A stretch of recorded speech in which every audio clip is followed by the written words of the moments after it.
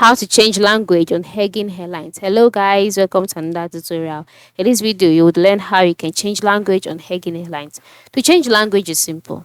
Yes, it is.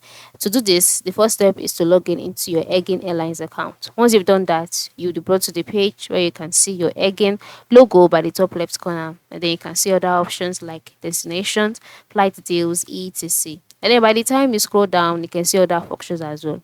So if the language that is being displayed is not satisfactory, all you need to do is to go to the top part of the screen where you can see options like help and contact, your language, the search option, as well as your profile picture and your profile name. And then once you can see this, just go ahead and select the language option. Then after selecting it, the different languages that are available on the site will be displayed to you.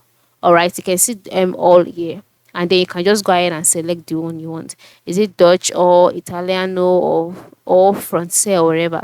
So for example, if it's to be Francais, I just selected it now, and then you will see that the language would be changed automatically, as you can see. Yeah, just like that. But for me, I want it to remain as English, so I'll just leave it as, I'll change it back to English now.